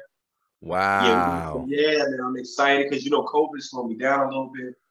But everybody's going to be down there. Like WWE, AEW, Ring of Honor, they're taking a little break. They're still around. Yeah, that's another one too that I've seen. Impact Wrestling is still around. And it's crazy because a lot of people didn't think Impact would last longer than WCW, and they have. So that's crazy. Oh, like years wise. Yeah. Okay. So like, are the smaller organizations, are they like a farm system or like a G League for the bigger ones, or is it all independent? It's like do they draft y'all niggas from? You know how baseball is, right? Yeah. Minor leagues, you got AA, AAA. It's like single A, AA, AAA ball. It's like as far as we get booked to these organizations. Okay. It's like doing that. It's just that you're not under contract. You never know who's watching. You never know what film is being sent. You feel what I'm saying? Like, I go to these bingo halls and these fire halls, and I've even wrestled in the church before. I've wrestled in nightclubs. They want their money's worth, and they want a show. And those bigger companies want to see you put on that show. Yeah. So you got to treat, one thing I didn't do that I'm doing a little bit better now, you got to treat every night like every night WrestleMania. It can't be WrestleMania. It got to be lit. Every show got to be lit. Every show got to be lit, yeah. No days off. You ain't there to make them people remember you and get them out of their seats. You don't need to be there because there's somebody that's going to be there that wants a spot that will do that. Yeah. You know what I'm saying? I will be one of them. I'm always going to be one of them. But there's others, not just me. You know what I'm saying? But yeah, man. That's what's up. Yo, that's fucking lit, man. So can you explain to the audience, man, like, how much of wrestling is real? You know what I mean? Like, think about injuries. Because I've seen you, I've seen you walk around with real life injuries, bro. Like, it's all real. That's the part people forget. It's just like the physical part is real. It's like doing your own stunts. Like, you know how Jackie Chan broke his arm doing his stunts? Yeah. All that is real, except there's no off season. It's all real. The slamming, all that, it hurts. Yeah. It's all real. Now, you know, you got some people who may not punch you as hard as other people punch you or slam you as hard as other people slam you. But the chair's a real chair. I don't know if you think it's rubber and we're just making that sound. Like, I heard all types of stuff. They say, oh, is the chair really rubber? And I heard you wrestle on a bed spring, on a bed mattress. I said, how hard is that? How hard is that canvas? How hard is that? The canvas is hard. It's wood planks. It's wood planks, and then it's the flat mat. Like the roller mat. It has some bounce. Oh, because it has like, how does it have bounce to it? The spring comes from the boards. Oh shit! That's the part people don't know. The when you hear the bounce, that's the bungees of all the boards being in place. They take bungee wires and put them across the ring, and they do it about 10 times to hold the ring in place on the board. So when you hear that bouncing, those are wooden boards. Like, trust me, at the end of the night. That's why when they be slamming, they be like, I don't know why people don't think that don't hurt. It's a bitch. Let me tell you. But it's worth it. You know, so. What? So, all right. So the injuries are definitely real. All right. So can you talk about a little bit about your persona and like, I mean, because I think the scripting, then that's the part that's fake. That's the only part that's fake. So first, before you go ahead, tell us what your persona is. How did you come up with it first? Let's start there. It's crazy. It's so crazy now because it's a story behind it. So I don't really have so much as a persona as I'm just being myself turned up on 100. Okay. But before I came in, I was like The Rock's nephew. Baby clone. Like okay. Like, if you wanted to buy tickets to see The Rock and you couldn't afford it, you came to see me. Like when they had them impersonator like Michael Jackson's and shit I didn't steal from him. Okay. You could steal. I never stole nothing from The Rock. I never stole a punchline, a move, nothing. Okay. Respect. But you could definitely see that I took away from him more than any other wrestler. Okay. And for me, I was just more comfortable doing that more than being myself. And I learned to be myself. You know what I mean? That kind of came from a little bit of insecurity, but it helped develop my character. Okay. And it's so funny because, like, not to my own horn, but like lately, like not lately, like about a year ago when the COVID stuff started opening back up, it was like, yo, at some point, it was like, yo, you gotta be sexy. And it's like, yo, like I didn't know I was sexy. Like, let me just say this first and foremost. I didn't know I was sexy. Like, I always knew I was a good looking dude, and I always know I look good, and I get little cat calls and stuff walking to the ring. But it was like they were always like, yo, you gotta get out of rock, but you gotta like, you know what I mean? They Like want you to get like on your Val like, yo, Venus you shit. gotta, you know, draw some women. You gotta, you know what I'm saying? Like turn the character up, but you gotta be like cooler. You know what I mean? Yeah. And it was like funny. I was like, man, I don't know how to do that. And then we would like pre-record stuff, you know, TV tapings and stuff like that. That's So crazy. the TV taping before Corona, I get in there, table, great, ass whipping buffet. And now the TV tapings like for the past year have been more like, yo, tilt your head a little bit. Like, hold on, do that again. I was like, what? I was like, you making me, you know what I'm saying? Yeah. So but it helps with acting because lately I've been trying to get back into the acting. Okay. So Are you a face or are you a heel? I do both. It all depends on the company. Whatever the company wants me to do, like that's. Oh shit. You know what I mean? I turns it on. Like I turns it on. Like where I'll be chilling, but when it's time to turn it on, I turns it on. It's a button, man. I can, you know. Yeah. I had trouble turning the switch off. Yeah. But I don't have no problem turning it on. You know Okay. It's crazy, but yeah. So how does like the scripting work and all that? Like, do y'all just be taking turns being champions and shit like that, or is it based on pop? What's the politics? Is it about popularity? Okay, so like the easiest way to break it down. Okay, so you know you watch Power. Yeah. All right, so you know how in Power with Ghost and Tariq, you know how like before we got into Tariq going to college and going to Stansfield and all that, you know how Tariq was kind of like us pain in the ass, like he was like the bad guy. Yeah. Like he was doing messed up stuff to Ghost, and then they came up with the Power book Ghost, and like Tariq is more like the good guy. Okay. It kind of like fluctuates with the soap opera, whatever the vibe and the direction the show and the crowd is going. Okay. The magic happens when the crowd decides. Oh. And a lot of times, like we'll write the show one way, and shout out to the dudes that promoted me and like the guys that wanted me to be champion and be a good guy champion or a bad guy champion. Okay. But the crowd, they'll write it as you being a bad guy, and you'll go out there and you'll do things or something like that, and it just be a certain energy and chemistry. Yeah. And the crowd will turn you good. Okay. They'll cheer you. Or if they don't like you, they'll turn you bad. And it's not always that you're a bad talent. It can be that. But sometimes they just love to hate you as the antagonist. Yeah. So like we write it out a certain type of way, but the crowd, like the audience, they're the ones who determine it. They really control the direction of the next show and that show moving forward. Okay. Yeah. Have you ever seen that show on Stars called Heels? I love Heels. Yo, that show. I was like, how real is that? How real is that? Like it's real, but it's not every organization. Okay. Respect. It's a legitimate down south mom and pop organization. That's how it is. That's how it is. It's just like that. That show is lit, bro. Yo, that show is lit. Politics, crazy. Yeah. It's like that. Them down south, like wrestling companies, homegrown wrestling companies. Yeah. They are like that. That's lit, man. Hills is more accurate than people think. It's not 100% accurate. Yeah. But it's more accurate than not accurate. Okay. It's very, very accurate. When I say it's about 85% accurate, you can believe 85% of it. Like seriously. That's what's up, man. That's what's up. I like the show. I like the acting on there. It's a lot of good stuff on that joint. All right. What about like all right, so let's talk about just the slowdown, man. Like, you know, obviously COVID hit every industry hard, you know what I'm saying? Whatever. COVID, it was rough for me because like I was like in that prospect area with WWE and other companies. Really? So yeah. So like next, like NXT type stuff. Like, I mean, they were looking at me. Like, there were no offers made. Like, so they were bringing me in without a contract, but they were paying me, and we always kept in touch. You know, they always tell me, keep doing good, keep getting better. COVID kind of slowed that down a lot. Okay. I'm still in touch with them. Nothing like business wise has been made yet or talked about yet. Okay.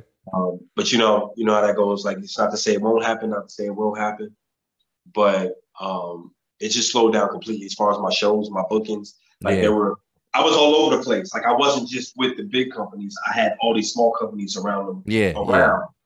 And that sort of slowed me down because the smaller companies with insurance policies and COVID and everything like that, they weren't able to run these shows. You know, where I'm doing 2 shows a week, 3 shows a week, I'm doing 1 show every 2 weeks. Then it got worse, complete lockdown. I didn't do a show for like 6 months.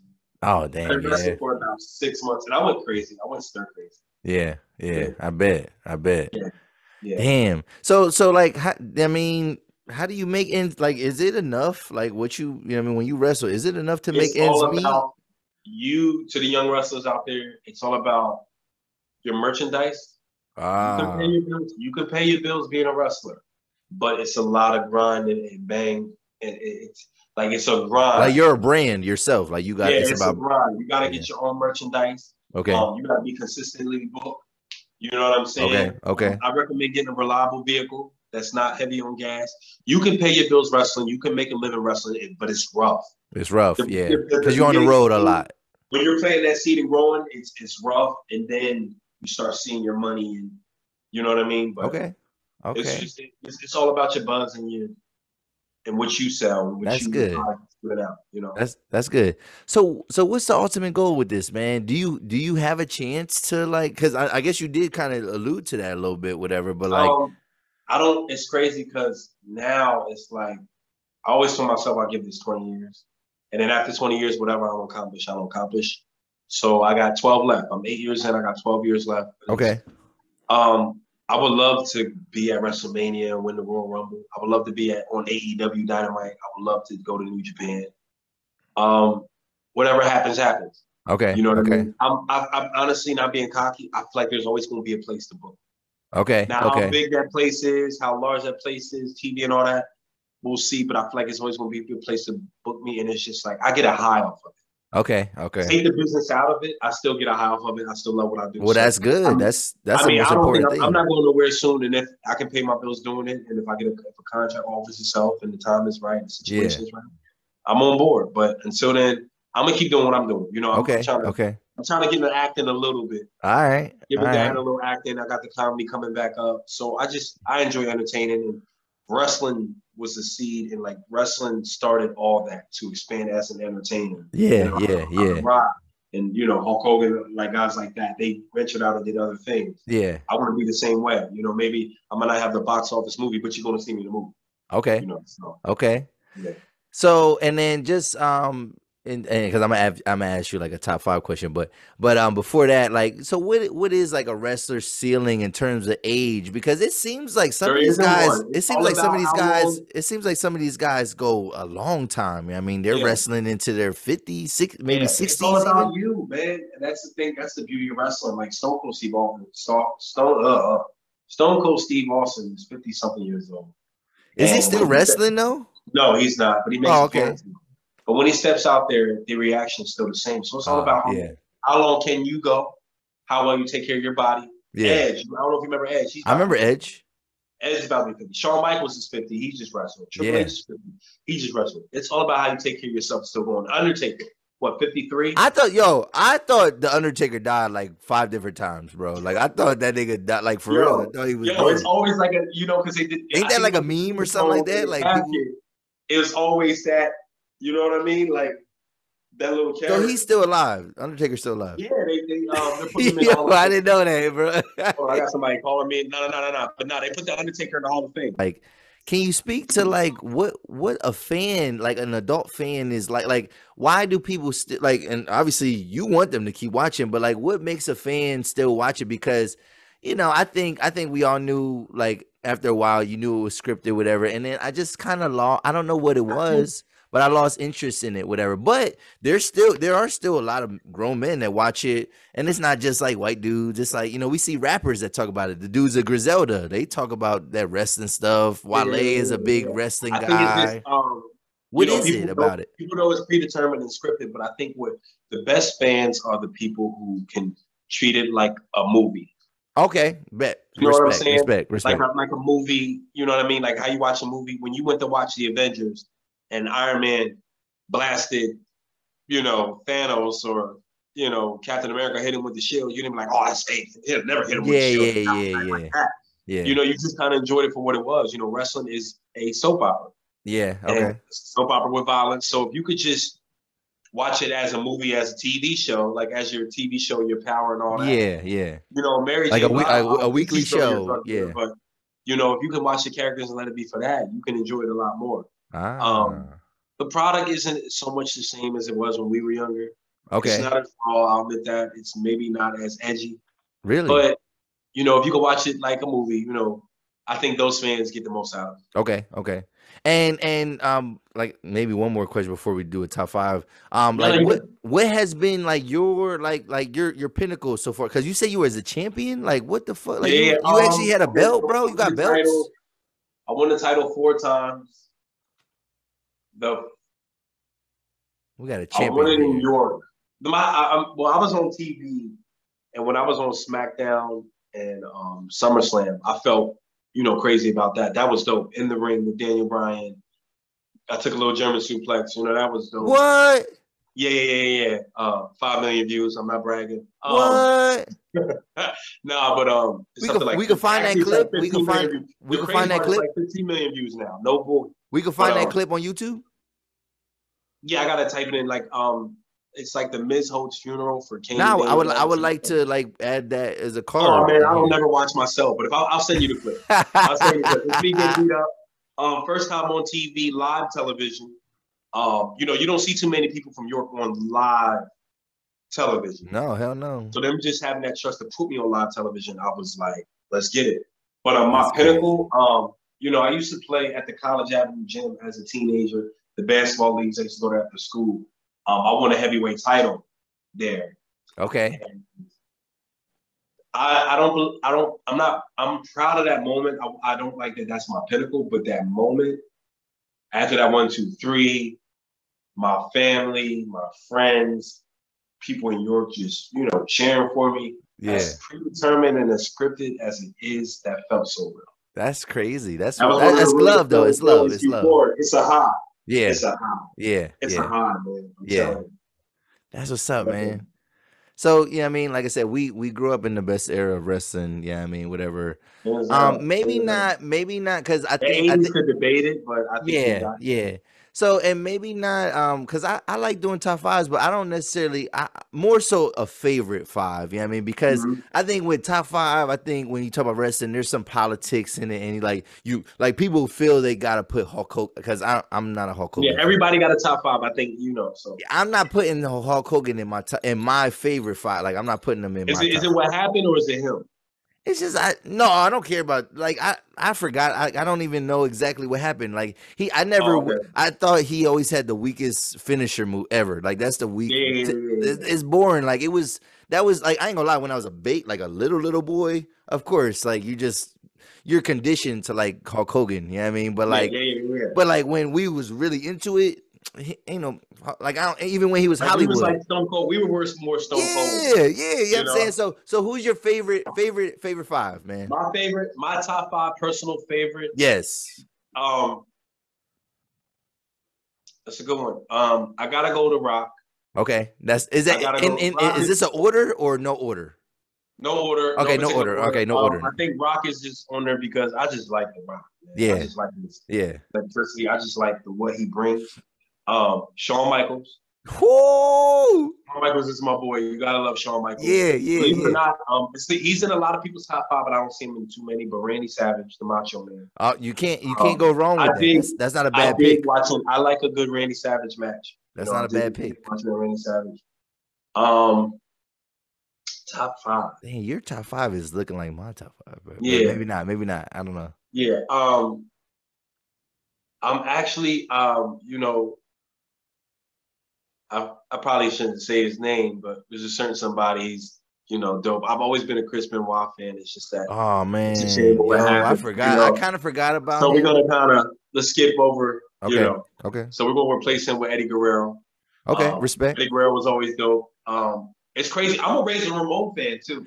Razor Ramon, Scott Hall, Razor. Yeah, when he was Razor Ramon and Lex Luger were my guys like growing up. Razor Ramon was my man. Like I was a Razor Ramon. Yeah, you look like a Scott Steiner. Like you probably like a Scott Steiner. No, it's crazy. That was Brandon's boy. Oh, was it? Big Papa Pump when he was Big Papa Pump. Brandon, let me tell you. Yo, when Brandon, he had the extra muscle, bro, yeah, that was the craziest thing in the So world. Brandon I'm always like, be Scott Steiner. When we did the tag team, we would like tag team fight people.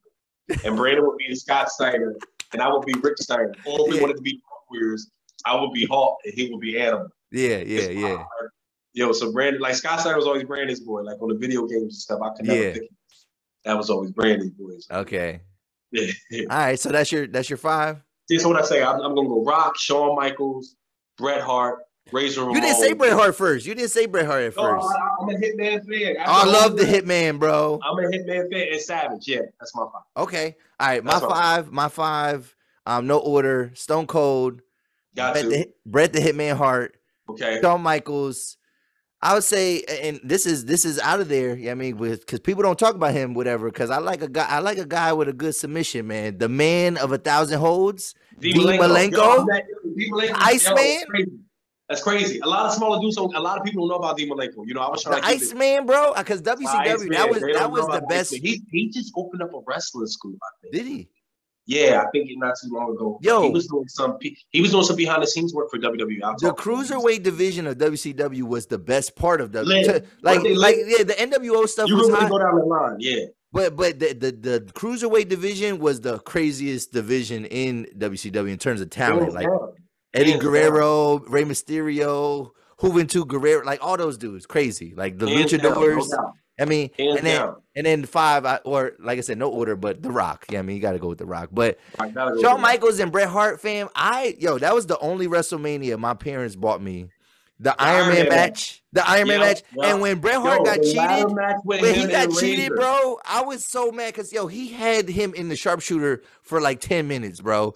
And the ref was knocked out. And I said, he's going to win. Like, that's when he hit the buzzer and they did the overtime. Yeah. Like, it was crazy. They cheated my band. And they cheated him a lot of times. Yeah, I mean, Bret Hart, man. The screw job. Like, you remember that. Like, but. Yeah. I remember that. No doubt. Yo, that takes me back, man. That takes me real quick. That takes me back, man. Oh, look at you. Yeah, man. That takes me back. All right, man. Let's wrap this up, man. Yo, this was a dope conversation, man. Yo, man, we gotta do this again sometime. Definitely, man. Definitely. I'm like, I was gonna have these random topics, but I feel like that's a good place to stop, man. Like that was good. Yeah, man. Yeah, I mean,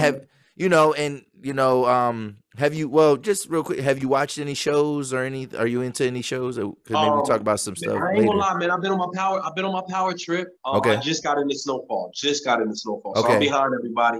I'm watching a show by Tyler Perry called Sisters. And it goes back to the relationships and all that. You can have that show. You don't like Sisters? I don't like Tyler Perry. Like, I don't like. Oh, what do you do? I respect Tyler Perry. Like, I respect him. He's got a real dope show. As a black man, as a creator.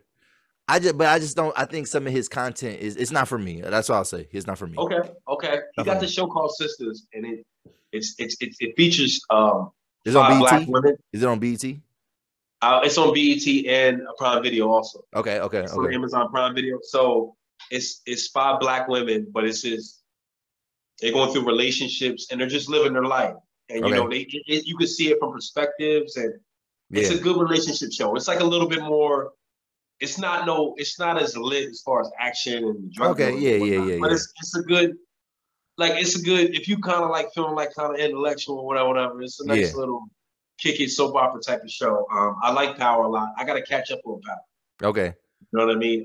That's crazy part. I catch up. I'm still on the Ghost series. I watched Tariq, but R.I.P. Ghost, man. I'm still on that. Yeah, right. I just watched it with Lorenzo killing, Zeke and Monet killing Becca and all that. I thought that was dope. Tommy. I've been watching his show. Yeah, I watch his shit. It's decent. I think Tommy's gonna be the dopest one. I think that show's gonna be. I think Raising Kanan to me is the dopest one. I don't know. Forgetting about BMF supposed to come back. BMF is good, but Raising Kanan was different, bro. Like I was like, yo, that's. Joey Badass playing the bull. Like, yo, I had a guess. He's doing his thing. Fam, check out. I think it's episode 29 or something like that. I have a writer. You know what I mean? She writes for Vulture, and her dad she thinks like some of the characters might be based on like her dad, like because he was back like around back then, and Joey Badass's character is supposed to be Supreme, and her dad was like rivals with Supreme, bro. And Supreme, it's like crazy. the Supreme 50 Supreme? Supreme, yeah, like that's who Joey okay. Badass's character is probably based on. It's probably based on Supreme.